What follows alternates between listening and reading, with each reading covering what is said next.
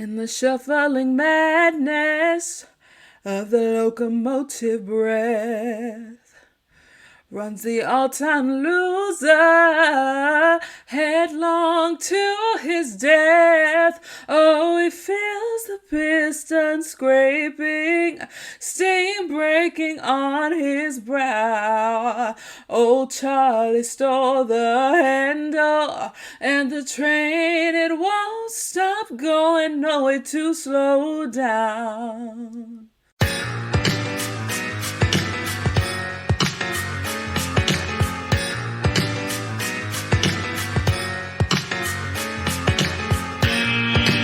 Welcome to Sup Media Reviews, the podcast that never needs spoiler alerts because it takes you back in time to relive the nostalgia of classic TV shows and films that you've probably already seen. I'm your host, Kiara, and each week I'll dive into the archives to bring you my take on movies and TV shows from at least 20 years ago. From cult classics to forgotten gems, I'll review them all and give my honest opinion on their impact and whether or not they still hold up today. Join me as we revisit the iconic characters, memorable moments, and timeless themes that made these shows and films so special. So take a break from adulting and get ready for a trip down memory lane with Sup Media Reviews. What's up, Home Slices? Thanks so much for tuning into Sup Media Reviews. I'm Kiara, and I am super stoked to review one of my childhood favorite movies, the amazing 1995 Jumanji. Jumanji is based on the 1981 children's picture book of the same name by Chris Van Allsburg. The movie features Robin Williams as Alan Parrish, Bonnie Hunt as Sarah Whittle, a young Kirsten Dunst as Judy Shepard, and Bradley Pierce as Peter Shepard. I watched this movie so often as a child, but prior to rewatching it for this review, it had been about 10 years since I last saw it, so I'm eager to watch it as an adult and see if my feelings have changed at all. As always, here are some fun facts about the movie. Robin Williams was beloved by the Keene, New Hampshire townsfolk during the filming of Jumanji. He was even presented with the keys to the city by Keene's mayor in 1994. After his death in 2014, Keene residents crafted a makeshift memorial of flowers and candles below the Paris Shoes sign and even organized a public screening of the film. According to the author of the picture book, Jumanji, Chris Van Allsburg, the word Jumanji is Zulu for many effects, which alludes to the exciting consequences of the game as mentioned in the film. In the final fun fact, Bradley Pierce, who played Peter, underwent 3 hours of applying prosthetic makeup for his scenes as a monkey for about 15 to 20 days. He enjoyed going through the process and wearing the makeup. His prosthetic makeup is actually a highlight of this film for me because it holds up actually today. So whoever did his makeup did a great job. So if you want to check out the 1995 version of Jumanji, you can watch it on Netflix or Sling as of the recording of this episode. So let's talk about my personal connection to this film. I mentioned this earlier, but as a child, I watched this movie over and over and over again. In 1995, board games were still a thing, and it was pretty cool to imagine a board game being brought to life. Also, I'm really into games overall. I'm just a game person. I love having fun, playing games together, playing games by myself. I own a Nintendo Switch. I wouldn't consider myself a gamer, but I just love the way games bring people together. It's just super fun, whatever. Anyways, Robin Williams is a treasure. Okay. Particularly in this movie. I think this movie and maybe Flubber were probably my introductions into Robin Williams and maybe Mrs. Doubtfire. But this is a part of my childhood. And in this movie, he's funny. And then he also has these serious moments. And then he mostly successfully pulls off having a childlike element of a kid who was sucked into a board game in 6th grade.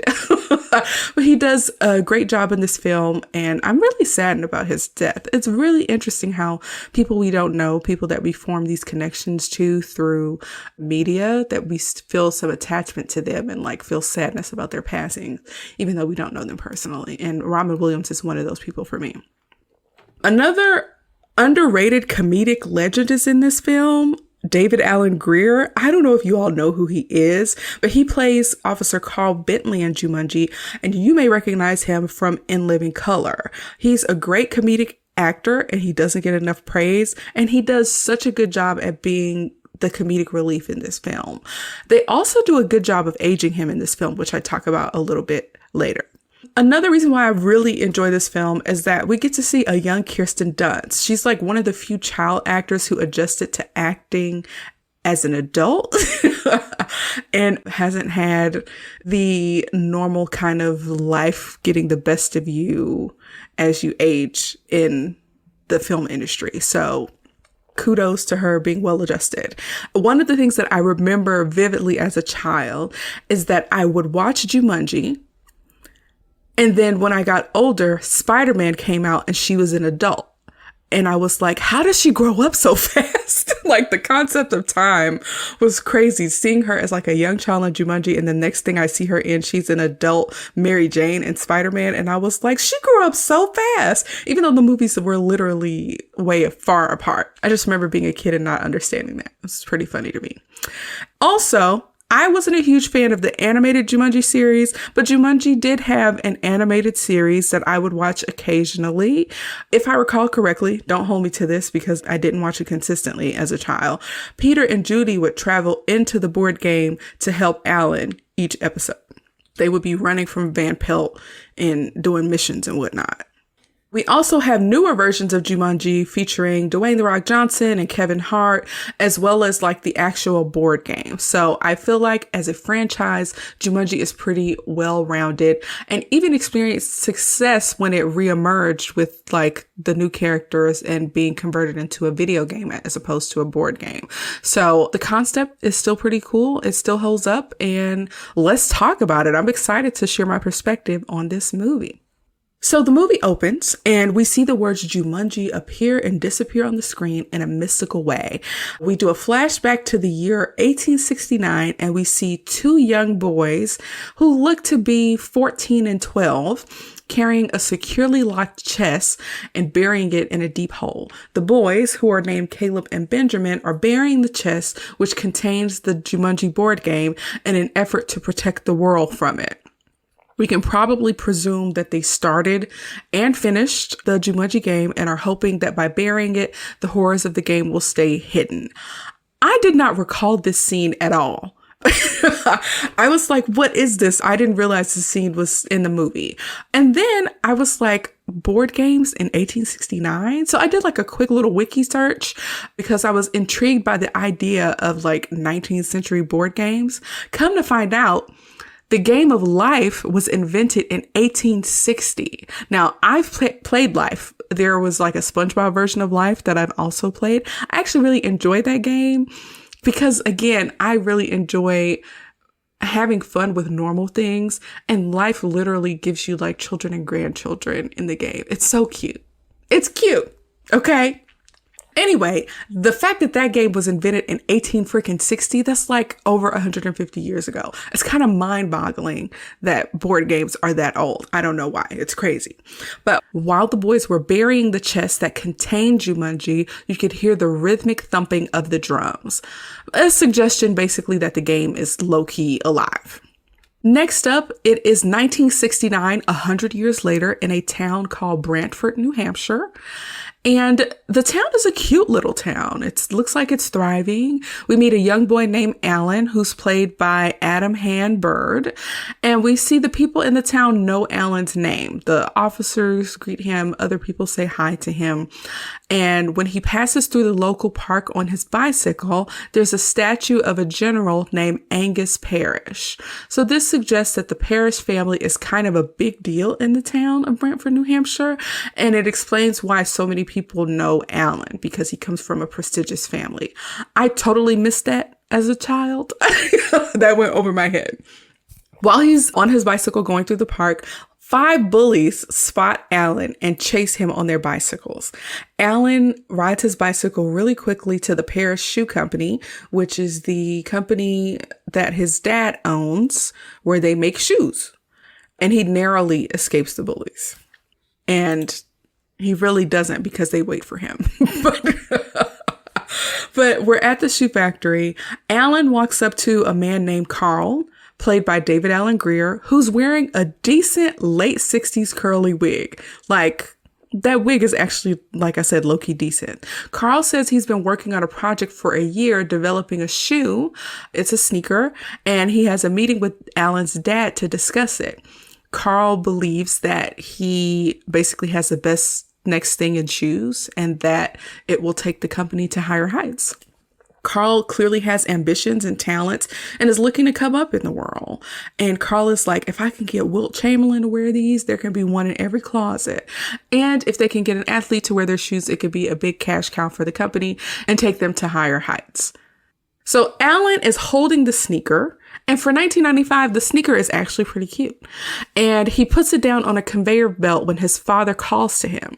His father, Sam Parrish, played by Jonathan Hyde, has this low, booming, stern voice, and he scolds Alan for coming to the dangerous factory.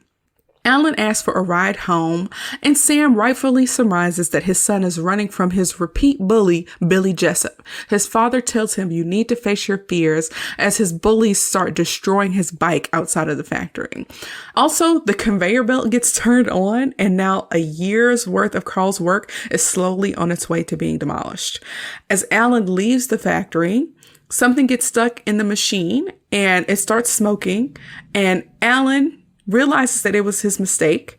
The machine is damaged and Carl's invention is destroyed. But Alan leaves without taking credit for it, forcing Carl to take the blame. That comes back later. But Alan is coming across as like a little coward. He's running from his bullies. He's not owning up and taking responsibility for things that he's done wrong. That's the way he's coming across. And his dad has basically scolded him for being a little coward. So Alan gets ready to leave, but the 5 bullies intercept him. Come to find out, Billy is upset with Alan for hanging out with his girlfriend. So the bullies beat him up and he goes home with a bloody lip, a black eye, and he has to walk home because they steal his bike. Mind you, there are adults nearby. There's construction going on like right across the way from Paris Shoe Company. And it's like, okay, y'all see 5 boys jumping a child and you keep doing construction and don't jump in. I don't know if this is a 1969 situation, like boys will be boys. I don't know. But if I saw a child getting jumped, I would at least step in. Like, come on now. So later that night, Sam and Carol, the mom and dad, are getting ready for some kind of event where Sam has to make a speech. They're dressed up really fancy. They're getting ready to head out. So Carol and Sam go to talk to Alan before they head out. And turns out Sam did not realize that Alan got jumped by 5 kids. Sam claims that he would have never sent his son home on his own if he knew how many kids were out there. Then, in the weirdest twist of events, Sam tells Alan that he's proud of him for facing the bullies, even though he was outnumbered. And since he took getting jumped like a man, they have decided that he's ready to go to the Cliffside School for Boys. Apparently, it's a boarding school where all his male relatives have attended since the 1700s. Even the main dorm is named after the Parrishes. Again, I do not remember this family having so much prestige from when I was a kid. That went totally over my head. But it appears that getting jumped by 5 boys was just the rite of passage he needed to be granted permission to go to this boys' boarding school and live separately from his parents. Alan is not happy about this. It's almost like he's never heard of this school before. And it's like, okay, around this time, Alan is about in the 6th grade. And if you're a Parrish and all of your male relatives went to this school, why is this kind of your first time being exposed to this? Did your dad not mention it before? His dad seems really proud of being a Parrish and like all of the traditions that their family holds, and is kind of disappointed in Alan for not leaning into those traditions. But I feel surprised that Alan is so shocked and thrown off by this offer or invitation to go to this school. Like, why doesn't he know about this already? But whatever. Alan, because he doesn't know much about this school, didn't realize that he would be separated from his parents. And he knows that if he's getting bullied now for being a Parrish in the town of Brantford, just wait until he goes to a school where there's a building named after him. And I feel like this is like a bit of an odd twist. Typically, we see like privileged legacy children from prestigious families being portrayed as like untouchable bad boys with no real concept of consequences that just get away with things however they want. want. They are typically very popular, have a lot of friends or whatever. In this movie, the rich, awkward kid is getting beat up by 5 kids at a time. He's getting bullied all the time and coming home with a fat lip. Y'all, let me know if there are any other TV shows or movies that you can think of where the rich kid is being treated poorly. It just feels weird to me. So Alan basically tells his dad, if you love the school so much, then you should live there, which I thought was very funny. And Alan says, maybe I don't want to be a parish. And his father, who is so, proud of being a parish, gets really upset by that. And you can just tell that Sam is so proud of his white privilege. And he feels really shocked that his child is not leaning into that privilege as well. So his father yells at Carol for her to get her coat so they can head out. And Sam and Alan proceed to go into like this yelling match where they both say things that they kind of regret. Alan says, I guess I'm not ready to go to boarding school. And Sam says, we're taking you next Sunday and I don't want to hear another word about it. And Alan is like, don't worry about that because I'm never talking to you again. And then Sam and Carol leave, and that really is like the last thing he says to his father. So real quick, I want to ask about boarding schools. Y'all, what is the deal with boarding schools? I do not have children. They may be on the horizon, but as of right now, there are no children on the way in this household. And I have a hard time wrapping my mind around spending tens of thousands of dollars to send my kid off to be fully immersed and basically raised in a program where I don't get to see them on a regular basis. Again, Alan is about 13, which is like 6th grade-ish. So he would basically spend at least 4 years primarily being raised by teachers. He's going to be taught how to think, and he's going to not have consistent contact or guidance from his parents. Like, WTF? Like, I don't understand boarding schools. I don't want to sound judgy because my understanding is that they have a really good educational program. I even worked at a school that provided boarding for international students, and it was hella expensive. And I just can't imagine being a parent and sending my child off to be away from me. Like, your children still need you to raise them and to guide them. Like, what the heck? Who's instilling good values in them? I don't know. I don't know if any of you all went to boarding school. Maybe tell me about it. Tell me about your experience. I just really cannot wrap my head around handing off your kids to an institution. It just sounds crazy to me. Let me know if you went to boarding school and what your experience was like. How does it impact your relationship with your family, with your siblings, with your parents? I don't know. Let's get back on track. Okay. Sam is coming across as a harsh man. He's even a little harsh to his wife. Mind you, it's 1969, so that tracks. But Alan proceeds to pack a bag, including like food, some cash, and clothes. And before he leaves the house, because he's obviously planning to run away, he even packs a Jumanji. But just as he's about to run away, a girl knocks on his door. This girl is Sarah Whittle, and she's played by Laura Bell Bundy. It's Billy's girlfriend returning Alan's bike. So this is the girl that Alan basically got beat up over. Alan says that he was going to get his bike from Billy, and I'm like, you lying. And that she didn't have to return it. But he was like, look, I ain't got time for this. I'm leaving. And then the Jumanji drum track comes on again, and it startles the girl. So he realizes that even though like the construction guys didn't hear the drums from Jumanji, Sarah hears them along with him. We'll talk a little bit about the drums later. It's actually a little creepy. But at this time, the girl Sarah is taller than him. That tracks for about middle school. And he shows her the game, which is a big mistake. When he tries to move the pieces on the board, he realizes that they're stuck to the board and they think it's probably just a magnet or something. And then he reads half of the instructions. Jumanji, a game for those who seek to find a way to leave their world behind. You roll the dice to move your token. Doubles gets another turn. The first player to reach the end wins. So the girl, Sarah, picks up the dice and says she stopped playing board games years ago. And then she kind of haphazardly drops the dice on the board to leave. And that actually counts as her first turn. So Alan calls her back over to watch her white game piece move on the board on its own. Mind you, this is 1969. I don't know that they had technology like this to speak of back in 1969, which would have freaked me out. And it does freak the kids out. And so Sarah is intrigued, right? Because even though she stopped playing board games a long time ago, this is new technology. Like, she's into it. And so in the center of the board, there's a small circular screen that provides a riddle. At night they fly, you better run. These winged things are not much fun. And then bats make noises inside the fireplace. And Sarah starts freaking out and she's like, we need to put this game away. Alan picks up the dice and gets ready to put the game away. But then he gets startled by the grandfather clock striking 8 p.m. and suddenly rolls the dice on accident, making it his turn. So he and Sarah are afraid that the game has a mind of its own. And it basically does. His riddle appears and it reads, in the jungle, you must wait until the dice read 5 or 8. And then in pretty bad CGI fashion, Alan gets sucked into the game, fingers first.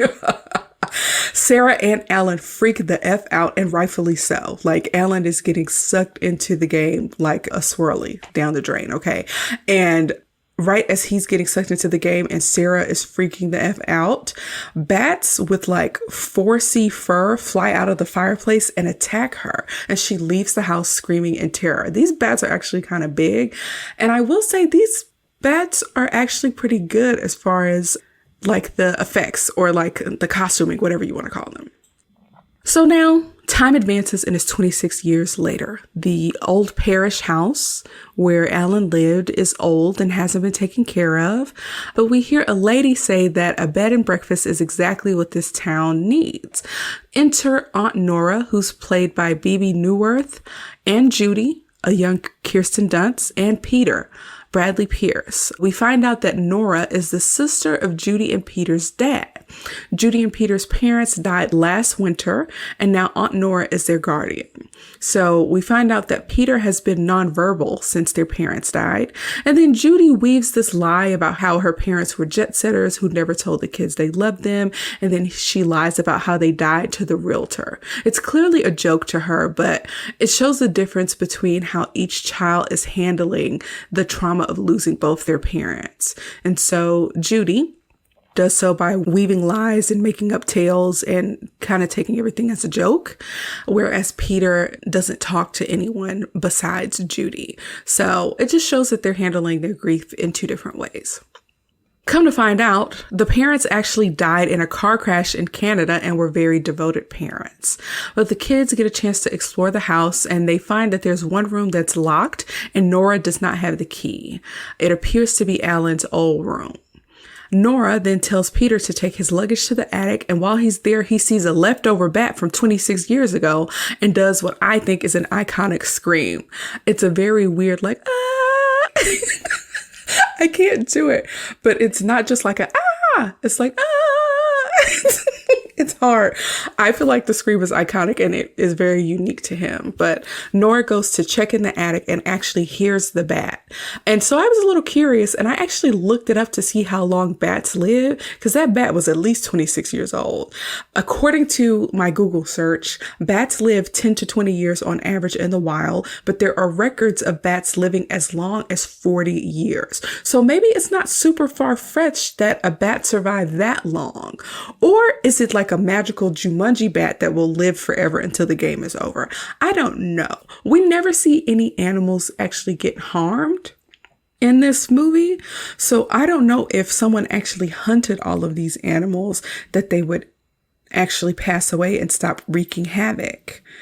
Like, are these magic Jumanji animals that can't die? I don't know.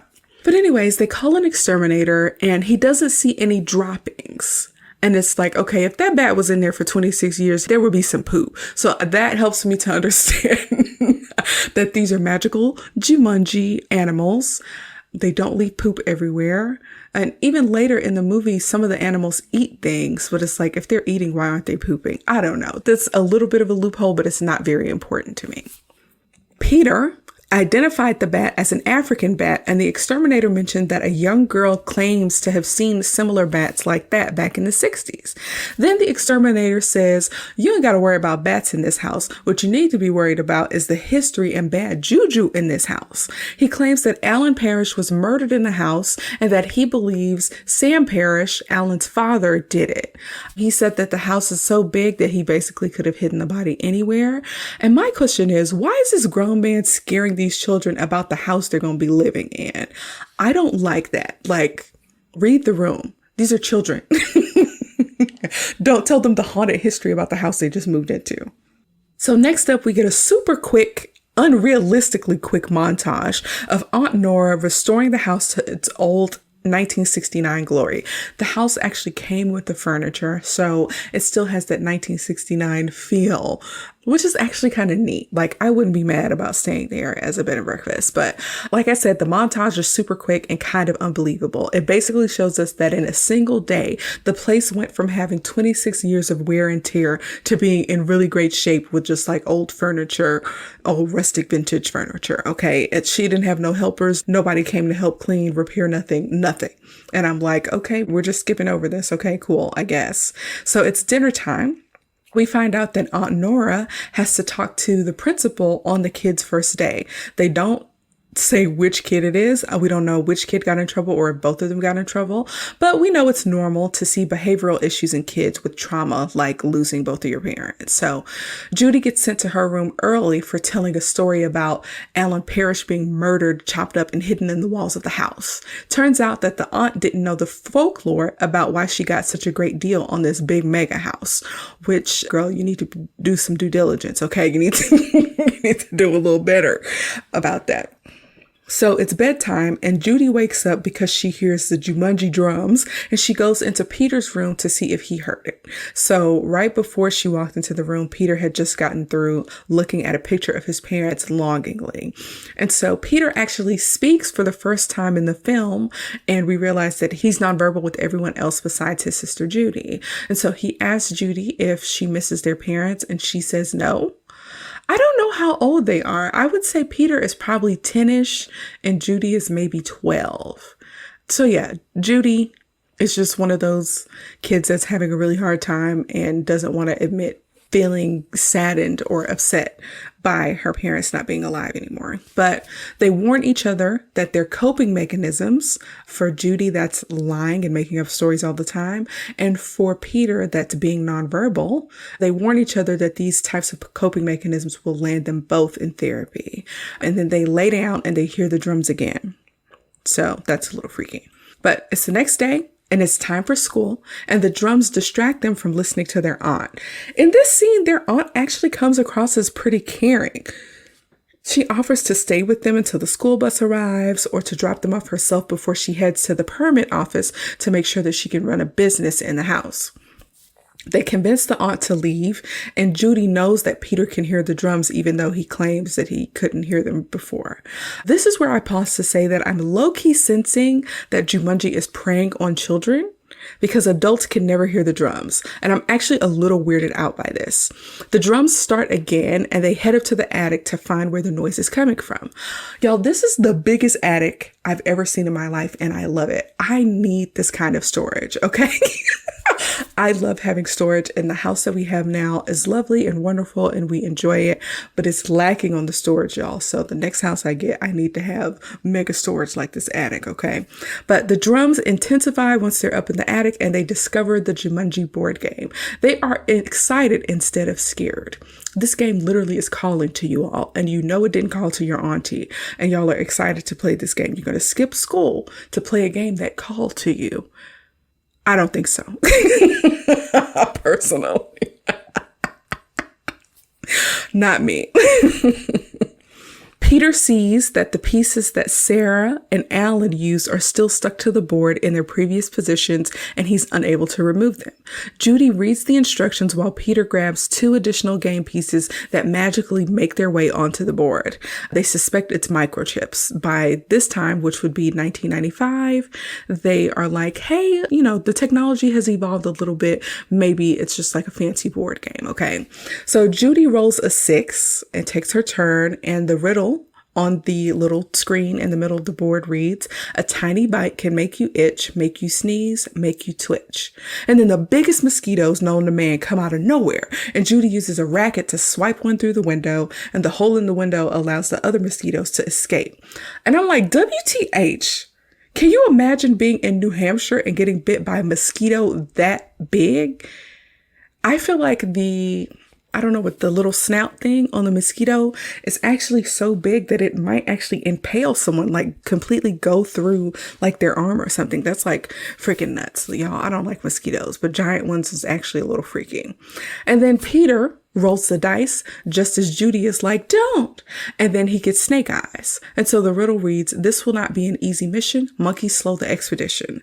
And then tons of noise comes from the kitchen. And then Judy and Peter go downstairs to find the worst CGI monkeys in the world acting a fool and tearing up the kitchen. These monkeys are actually very dangerous and mischievous, okay? They throw knives with pretty good accuracy. They're tearing stuff up. They're going through the refrigerator, throwing stuff all over the place. And now Judy and Peter are kind of putting two and two together. The mosquitoes and the monkeys came from the game. So they head back to the attic where Judy realizes that she did not finish reading the instructions. So the second half of the instructions read, "Adventurers beware. Do not begin unless you intend to finish. The exciting consequences of the game will vanish only when a player has reached Jumanji and called out its name." So while Judy is reading the second half of the instructions that she should have read in the first place, they hear the front door slam and the monkeys have actually escaped and are low-key getting in formation to terrorize the city. So they decide to finish the game so that everything can go away and Aunt Nora won't kill them for tearing up the house, okay? So Peter rolled doubles, so he has to roll again, and he rolls a 5. The riddle reads, "His fangs are sharp, he likes your taste, your party better move post haste." Next, we see in a deliciously creepy scene. I actually kind of like how this happens. The lion is on a piano in the attic and it's pretty freaky, and he comes out of the shadows. In 2023, the lion in the attic looks like a big puppet, so it's not as scary as I remember it, but the freaky part about seeing the lion's shadow and seeing him like on the piano is actually still kind of holds up for me. But once the lion is moving, he's like a CGI lion, and his agility when he's moving is freaky. But when you see him as a puppet, you're like, okay, now it's not as freaky anymore. So the lion chases them down the stairs, and then a grown-up Alan Parrish, played by Robin Williams, appears in jungle clothing with a knife, and he tricks the lion into going into a bedroom. And then the lion pretends that he's not strong enough to get through the bedroom door. What was that even about? Was the lion just tired and like over it? I don't understand. So Alan is back, y'all. Alan finds the kids hiding in a linen closet, and then he busts into his old room and smiles. He sees his old bike, and he even sees the t-shirt that he bled on from his last night on Earth before he was sucked into Jumanji.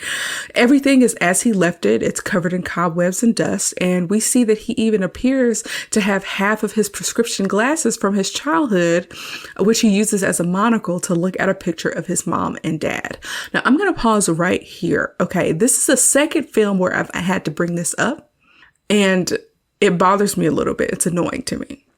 So the picture of his parents that he's looking at longingly is actually a picture of them from the night they left to go to that little banquet or whatever. They're wearing the same clothes from that night. And it does not make sense to me that Alan's old room would have a picture of his parents from the night he disappeared.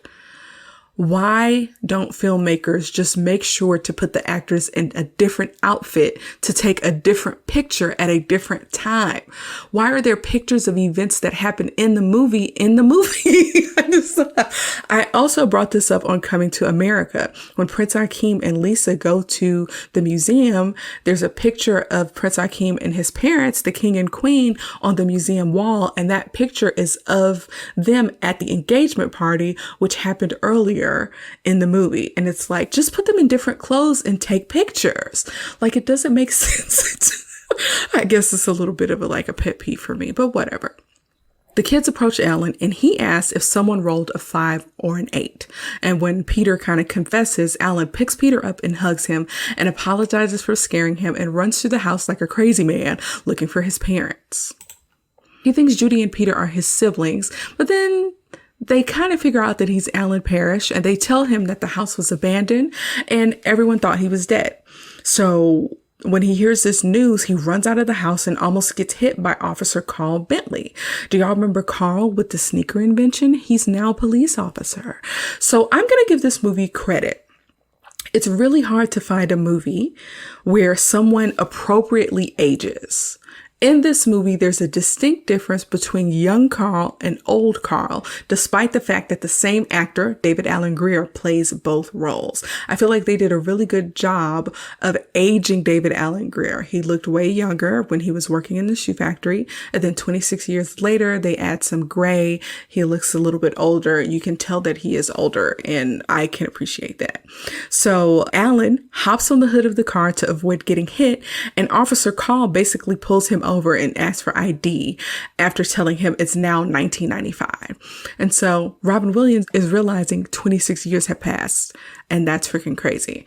Robin Williams has the hairiest legs that I have ever seen. But the kids come out to get him, and Judy forms some quick lies to try to get him out of trouble.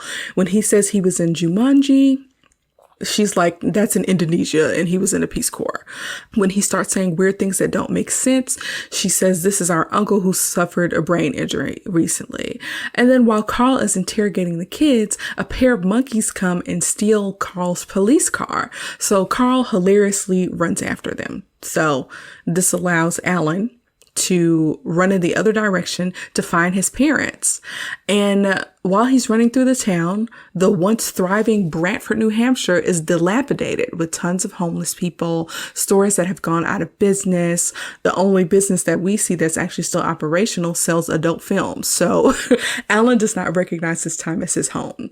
And my initial thought is like, why did Aunt Nora think this would be a great town for a bed and breakfast? Like, there's nothing here. There's nothing worth seeing. Alan runs to the Parrish Shoe Company to find it also dilapidated and abandoned. So Judy and Peter follow him, and Alan sees an old man in his father's office, but come to find out it's just an old squatter using it for, shelter. And so the old man tells him that the company folded just like everything else in the town. He says that when Alan ran away, Sam put all his time and money trying to find him. Then he stopped coming to work and he quit caring from the grief, and the business folded and took the rest of the local economy of Brantford, New Hampshire with it. So the old man gives Alan a pair of clothes to wear and kind of sends him on this way. I think it's kind of interesting that in this movie, there are these random characters that they use to advance the story or give us some background. For instance, we got the realtor, where we learn about what happened to Judy and Peter's parents. We got the exterminator, where we learn about what happened, or what the rumor is about what happened to Alan Parrish. And now we have this old homeless man who's telling us about what happened to the business and the town economy. So I think it's just interesting that they use these small roles to help carry the story from point A to point B. But the man basically tells Alan that his parents are at the cemetery. Sam died in May of 1991 and Carol died in August of that same year. Sam was 69 and Carol was 60. So Alan goes to their gravestone and he briefly grieves the loss of his parents. And Judy's like, we're orphans too. And she begins to tell a lie about how her parents passed because she's so used to it. And Peter has to actually stop her and be like, you need to get out of this cycle of lying about what's happening to our parents and actually show some sympathy for a man who's been trapped in a board game for 26 years. Y'all, I don't remember Kirsten Dunst's character being a compulsive little liar. I don't recall that. And it was a bit of a shock to me when I was rewatching this. But Peter stops her from messing up and lying again, and he tries to have a tender moment with Alan. And Alan leaves his turtle shell hat on their headstone. And it's actually like a little bit of a sad scene. Judy tries to convince Alan to finish the game with them while they're on their way back to the house. But he's like, screw that.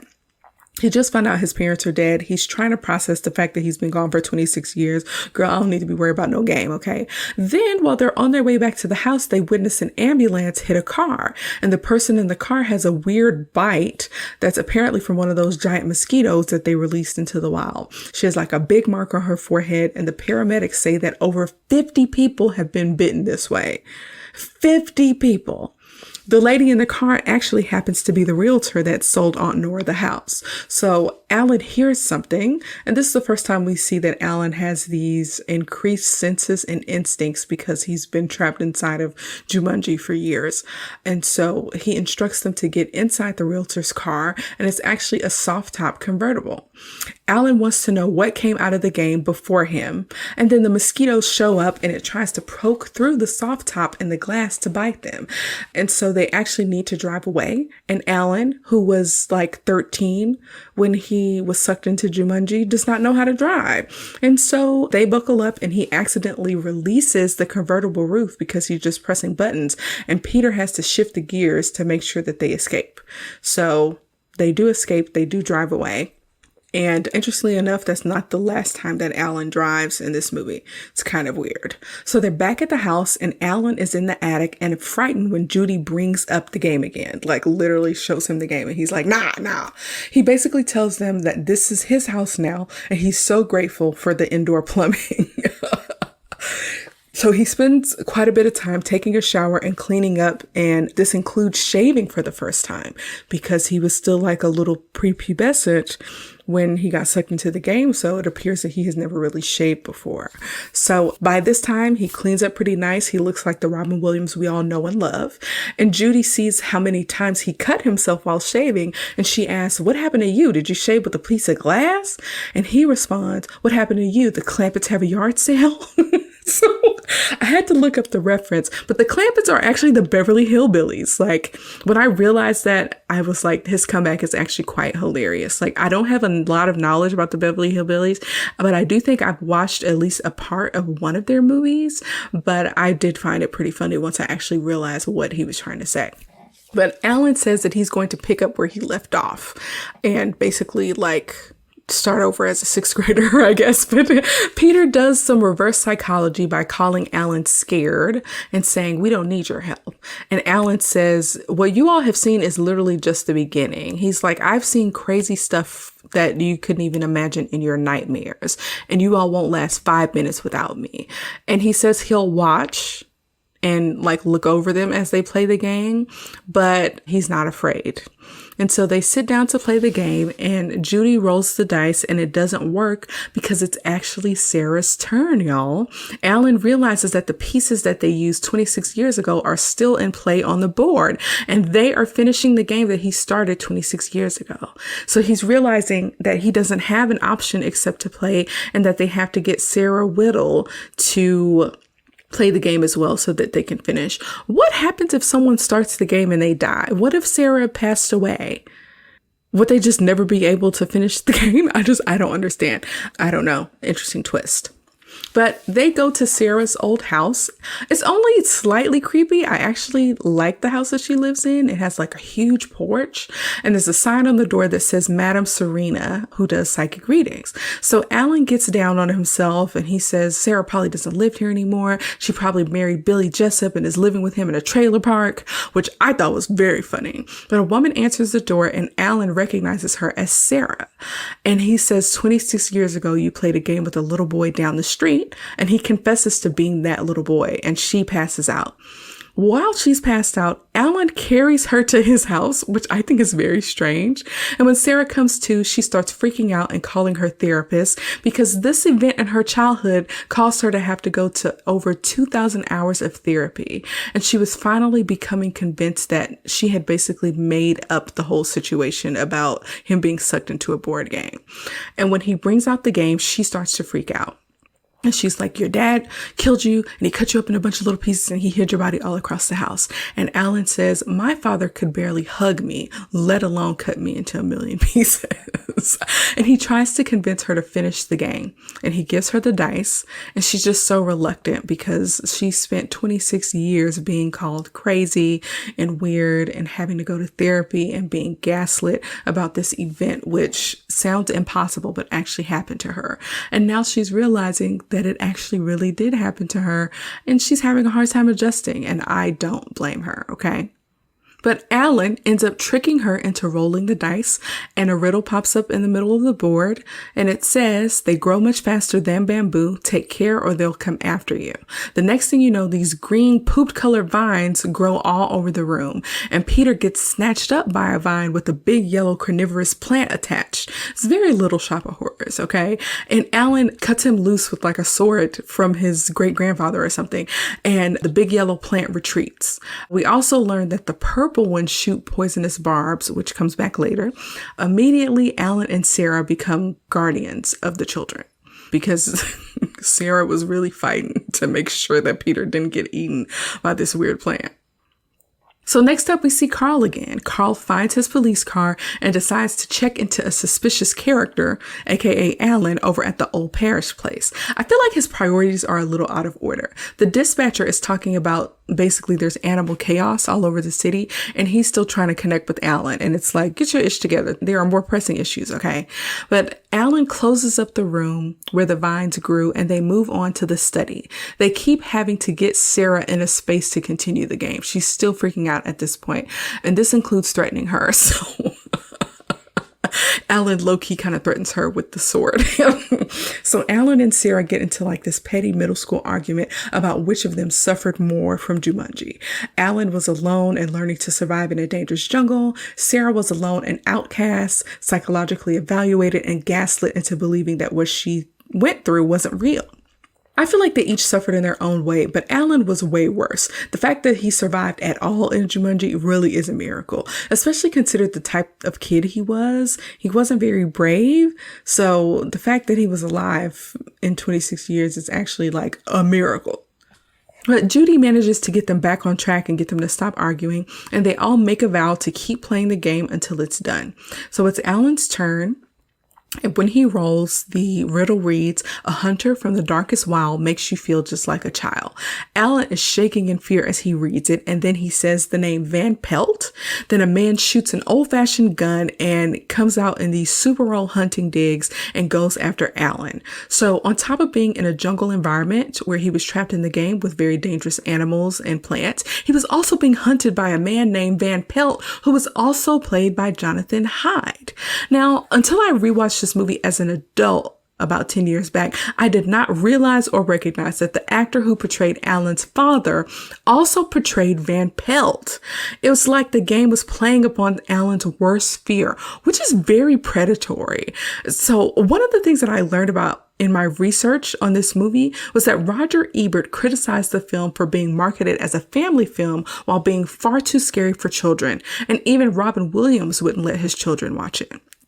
The more and more I'm watching this movie as an adult, the more I'm thinking that this could actually be labeled as like light horror for children. There's scary, mischievous animals and plants. It's a board game that calls to and kind of preys upon children. The board game also includes a homicidal maniac that takes the form of the main character's father. And y'all, this movie is low-key kind of like horror-y. I didn't find this movie scary as a child. I think a lot of this stuff kind of went over my head. But as an adult, I could see what Roger Ebert was talking about. Now, with the introduction of Van Pelt into this movie, I want to say something that people may not agree with or even really understand.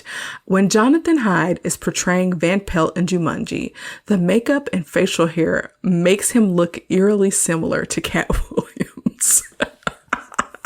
The comedian Cat Williams, y'all. When I watched this as an adult, I was like, this man looks like Cat Williams. It's so funny to me. And I feel like people may not agree with me, but just take a look at him.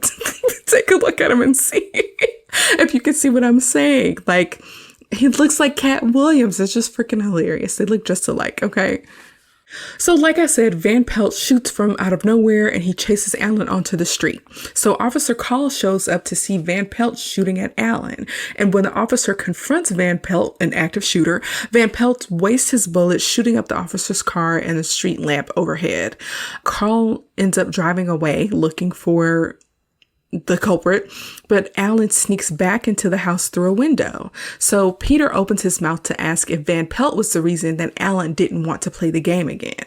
And now Sarah is on Alan's case because of how hard he's been trying to convince her to play when he didn't want to play in the first place. So they argue like children. Alan brings up Billy. Sarah's like, who? Sarah spouts off some Madame Serena talking out BS when she tries to suggest that he have a one-on-one chat with Van Pelt so that he's not trying to murder him or whatever.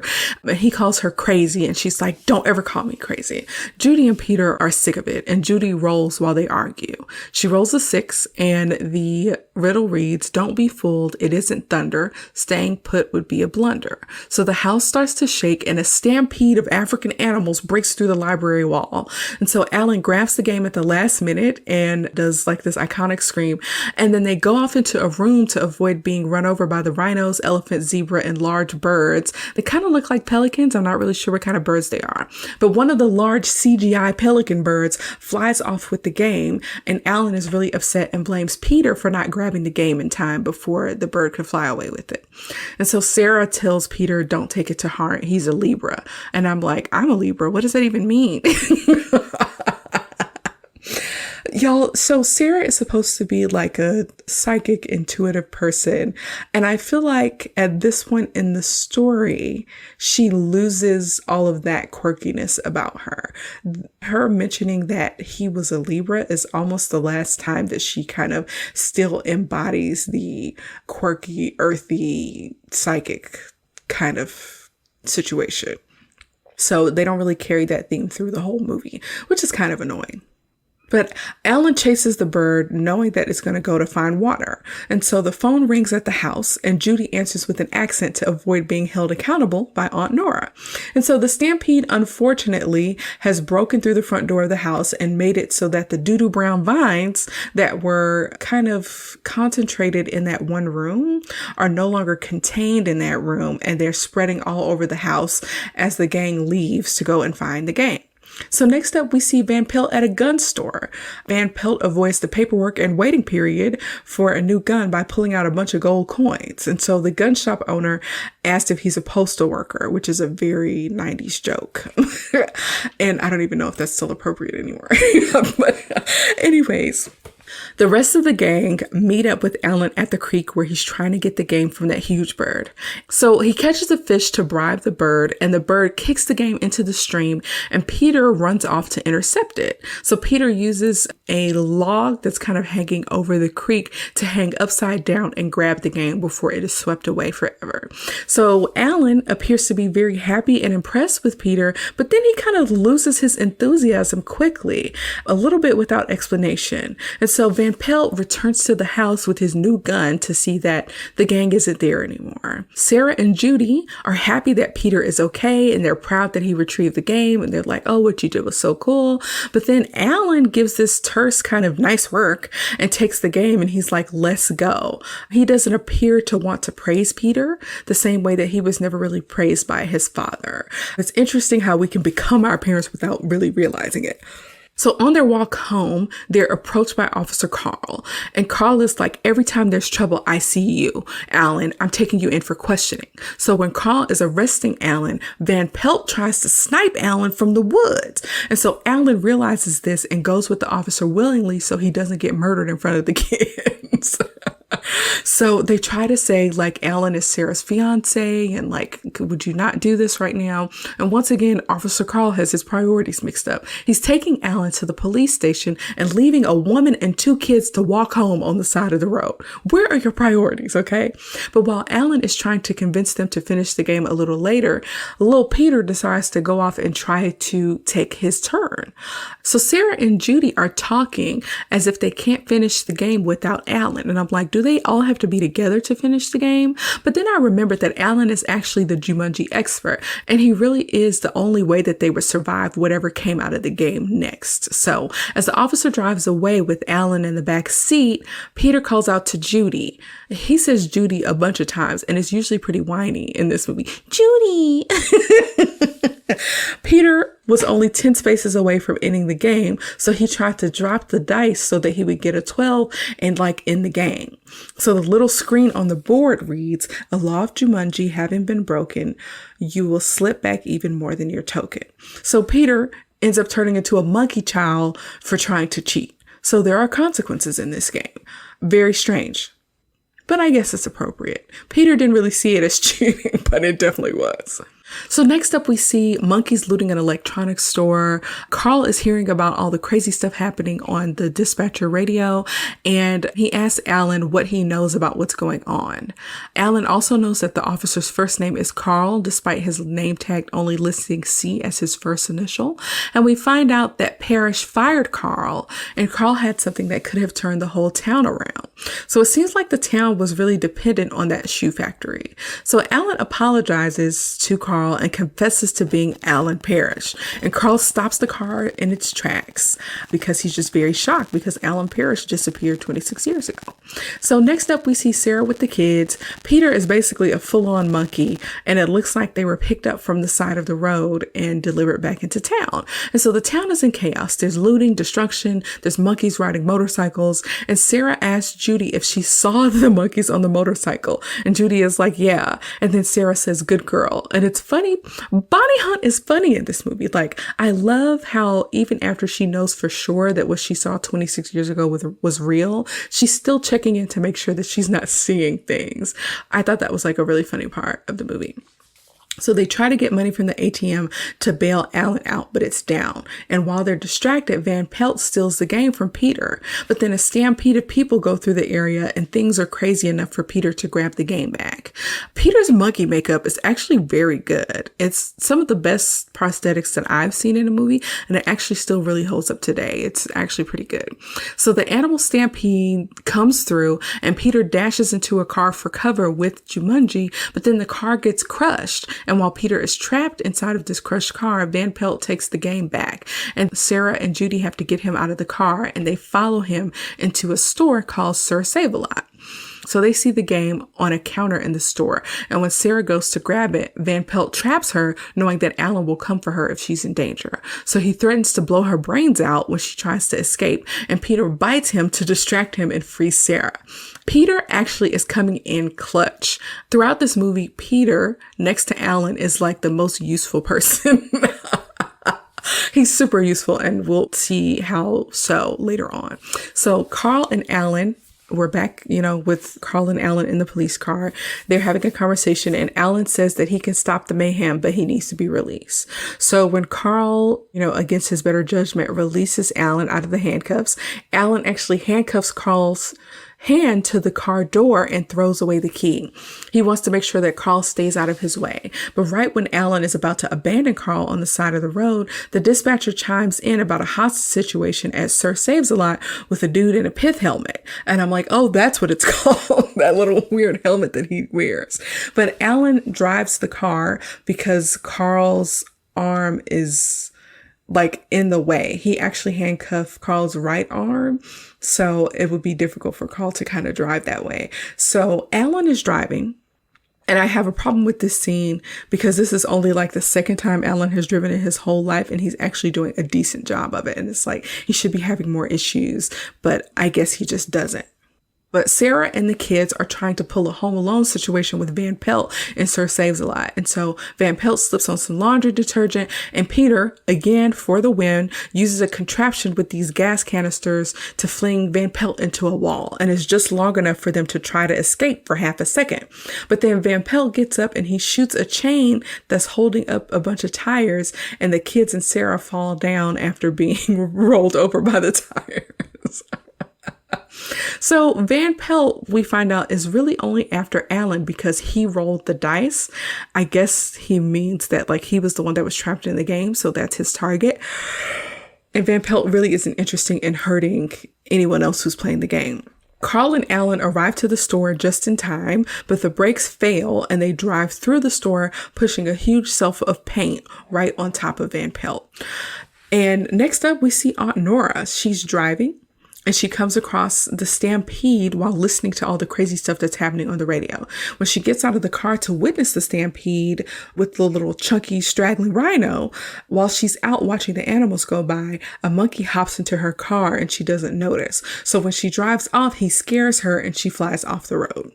So next up, Alan, Sarah, and the kids head back to the house, and Sarah begs Alan to talk to Peter, who is now half monkey. And so Alan has this really kind of tough chat with Peter. We have to remember that both Sarah and Alan have a little bit of arrested development when it comes to human interactions. Of course, Alan more so than Sarah, because Sarah got to grow up and continue to go to school and, do stuff in the real world, whereas Alan was always fighting for his survival and only has the education of like a 13-year-old child. So... And mind you, the 13 years of experience that he has was shaped a lot by his father. So he hasn't had an opportunity to unlearn some of that stuff. So when Peter is upset and crying and making monkey noises, Alan's response is like, you got to keep your chin up. Crying never helped anything. If you have a problem, you face it like a man. And as he says those words, he realizes that he actually sounds a lot like his dad. And he hugs Peter and apologizes for being so cold. But then Peter says, I'm not crying because you were being a butthole. Like, it turns out his tail was bothering him. He now has the tail of a monkey and he needed to make sure it wasn't getting too cramped in his pants. So when they get back to the house, they see that the house has been totally transformed into a vine-covered jungle mansion. Carl gets his arm free from the handcuffs back at Sir Saves-a-Lot, and he heads back out onto the streets after fixing up his police cruiser a little bit. They don't explain how he replaced the brakes, though. The brakes were not working.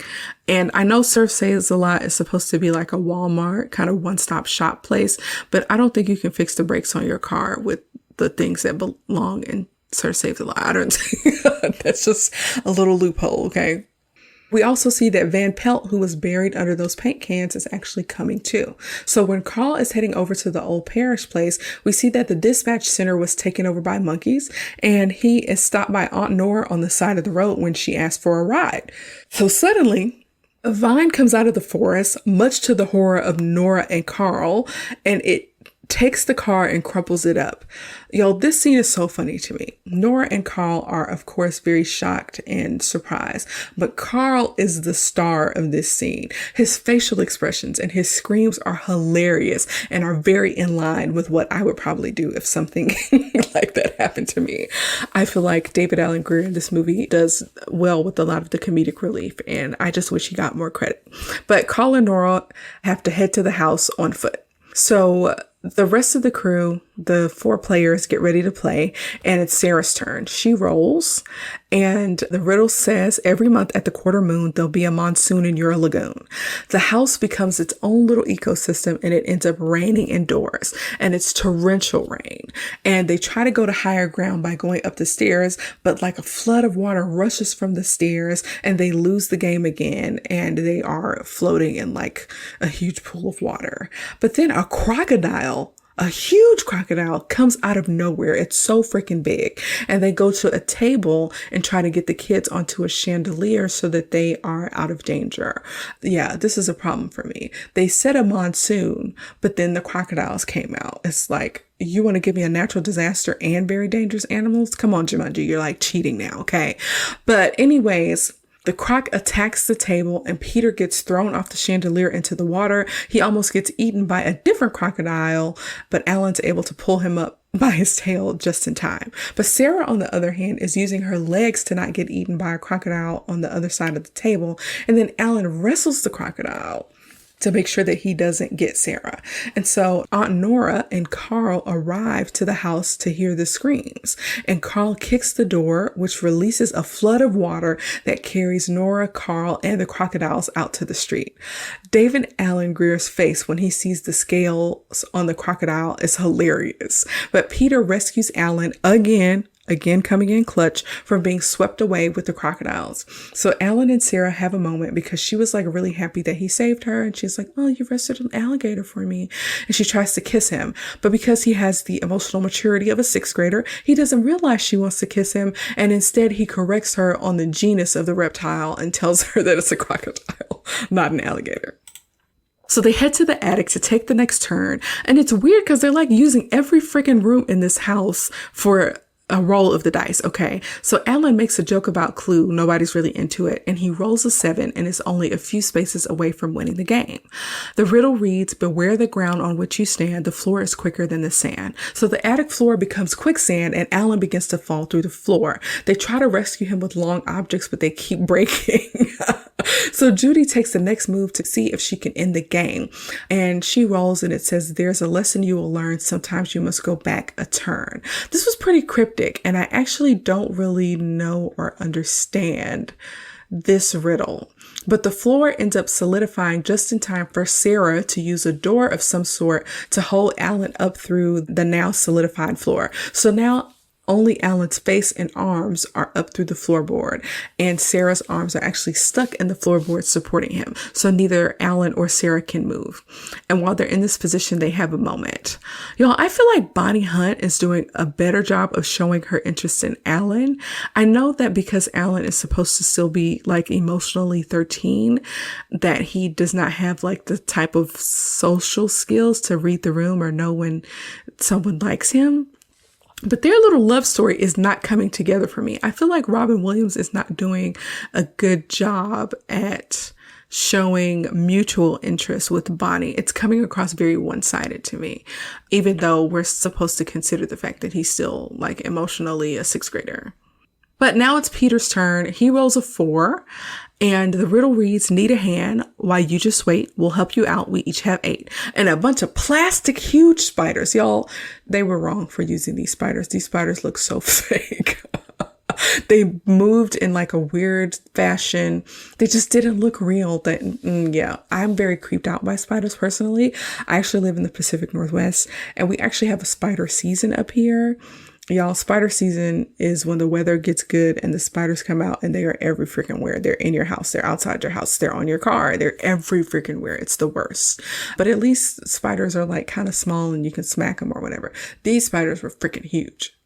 Peter gets sent to the woodshed for the axe while Judy uses what looks like an old music stand to keep the spiders away from Alan and Sarah, who aren't able to move because they're partially stuck in the floor. So Aunt Nora comes back to the house while all this is going on and she sees that the house is a jungle now and that a man's feet are hanging from the ceiling. And this cute little scene happens where Peter tries to use the axe to open the shed, but then realizes he has the axe in his hand. And then he breaks the fourth wall looking at the camera. And then we go back to Aunt Nora, who opens a bedroom door to find a lion on the bed. And Aunt Nora is just freaking out. She's having a hard time. Peter comes to her looking like a monkey and she's still freaking out. She's like, who is this little monkey child talking to me?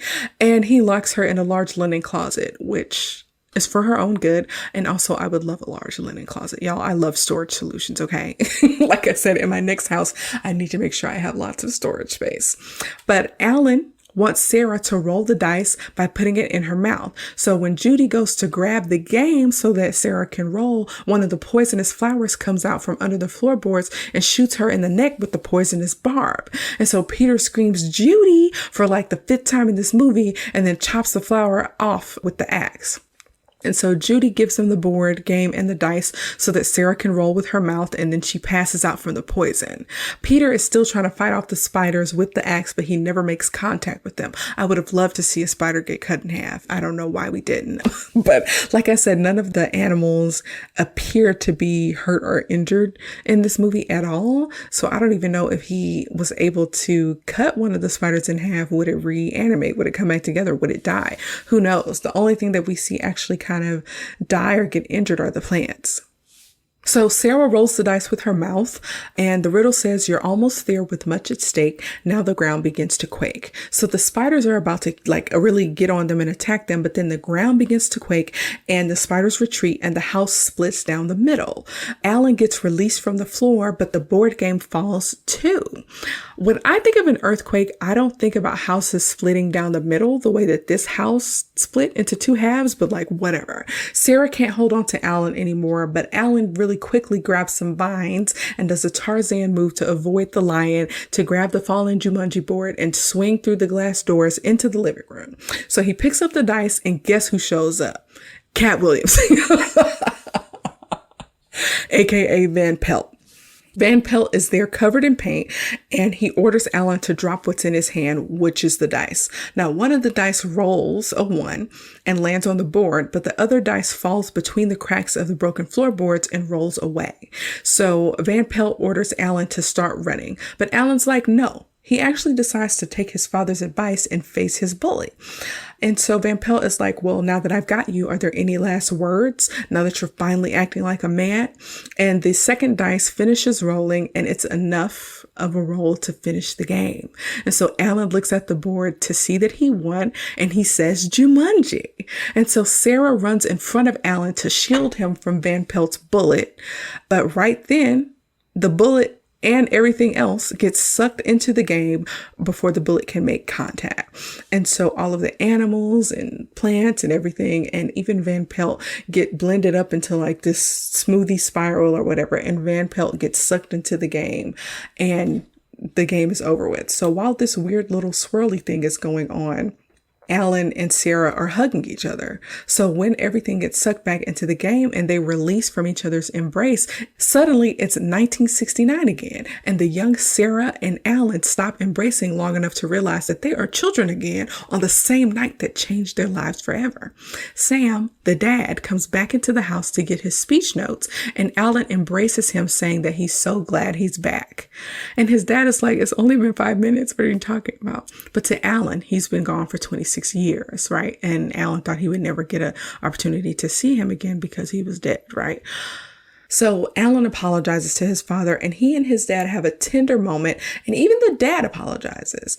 And his dad is like, if you don't want to go to Cliffside, you don't have to, okay? Sam sees that Alan has a girl over, and he's like, oh, we'll talk later. Father to son. So I can see why Alan changed, right? Alan said something to his father. It was the last thing he said before he disappeared for 26 years. And when he makes it back to Earth after 26 years, his father is dead. Like, I can understand why he would appreciate and love his father so much after returning from this ordeal. What it doesn't explain is how Sam, the dad, changed so quickly. It's actually a little shocking to see his change of heart, because he was like a cold man throughout his run on the movie. And I guess one tender act from his son maybe touched his heart enough to have him change his ways. I don't know. It was a little shocking, but it was actually very sweet. So Alan admits that he's the one that put the shoe on the conveyor belt, which saves Carl Bentley's job. So we see that not only is Alan more grateful for all of the things that he has after his ordeal, but we also see that Alan is brave now and is taking responsibility for his actions. So he learned something. Was it worth 26 years in Jumanji? Probably not, but he did learn something. So he thinks about Judy and Peter, and Sarah reminds him it's 1969. They don't even exist yet. And so Sarah and Alan take some bricks, tie it to the game, and they throw it in the creek. And it appears that Sarah starts to lose her memory of what it's like to be an adult, which is interesting, but they don't want to forget Judy and Peter. And Sarah ends up kissing him. And the young Alan Parrish seems to be into it, even though the older Alan Parrish didn't really show much romantic interest in older Sarah. Yeah, I don't like that.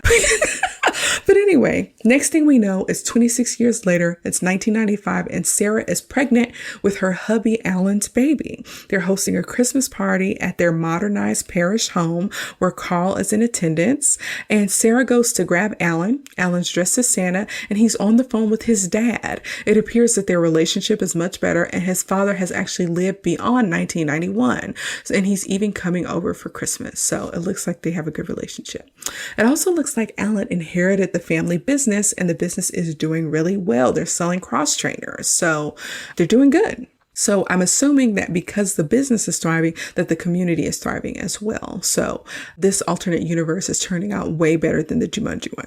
And so Sarah and Alan greet Jim and Martha, who are the parents of Judy and Peter. So they are excited to see them, and they even have gifts for the kids. And Alan asks when Jim can start. So it looks like Alan conspired to hire Jim because he has a marketing background. And so by headhunting Jim, and getting him to move to Brantford, New Hampshire, they get to interact and be around the kids, which as a child, I was like, oh, this is super cool. As an adult, I'm like, this is a little weird. It's a little weird. It's a little bit weird, just a little bit. But when Alan asks Jim when he can start the new job, Jim is like, oh, we want to do like a skiing trip in the Canadian Rockies. And Sarah and Alan both scream, no. Now, I don't remember the kids relaying how their parents died to Sarah or Alan, but Jim and Martha did die in a car crash in the alternate universe in Canada. So they're like, nah, we need you to get to start it right away. So he's going to start next week, and Jim and his wife will not be dying in the Canadian Rockies. So I guess they saved the children the heartache of losing both of their parents, which I'm assuming is worth headhunting Jim to come work for his company. Still a little weird, but whatever. So the house actually looks really pretty with holiday decorations. But at the end of the movie, we see that Jumanji, with the drums beating again, is on the shore of some beach, and two girls find it, but I don't know what language these girls were speaking. The journey is going to start over for some new folks in a new part of the world. And it's kind of unfortunate. Jumanji just will not go away. It just will not go away. So that's the end of the OG 1995 Jumanji. At the end of every review, we ask the questions, is this movie worth a rewatch, and does it hold up today?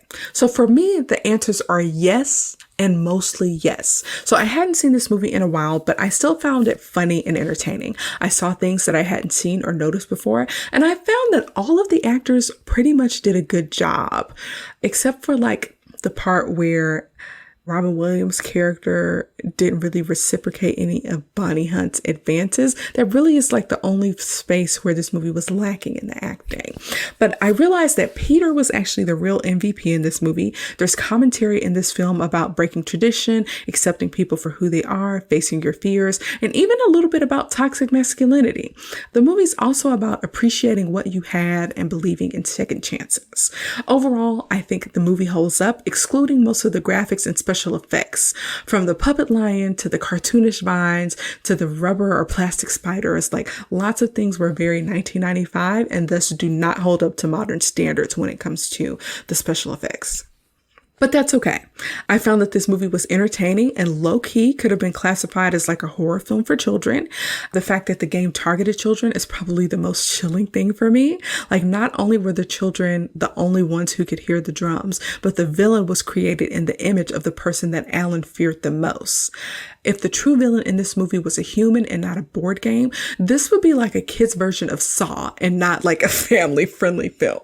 But it was nice to see Robin Williams in his element, and also to see David Alan Grier shine. I feel like he did a really good job and does not get enough credit. The child actors were great too. I will say one thing that sticks out as something that could have been better is changing up the romantic part of the story, right? I mentioned this earlier, like the chemistry between Alan and Sarah as adults wasn't really apparent until the final scene. So I feel like Bonnie was better at the romance part, while Robin played like a little too oblivious for me, despite only having like a 6th grade education. But overall, I really liked rewatching it and think that you will too. So the critics over at Rotten Tomatoes gave Jumanji a 52%, while the audience gave it 63%. I feel like both of these scores are a little bit low. Overall, this movie is a big part of my childhood and it deserves more respect. Okay, Rotten Tomatoes? But let me know what you think. Please share your thoughts on our social media pages, Facebook, Instagram, and YouTube at Sup Media Reviews. Thanks so much for listening to my review of the 1995 Jumanji movie here at Sup Media Reviews. In the next episode, we'll be reviewing Sabrina the Teenage Witch featuring Melissa Joan Hart. Peace out. Thanks for listening to Sup Media Reviews. I hope you enjoyed our trip down memory lane just as much as I did. If you have any suggestions for movies or TV shows you'd like me to review next, or if you just want to share your thoughts on today's episode, you can find us on Instagram, Facebook, YouTube, and Pinterest at Sup Media Reviews, and on supmediareviews.com.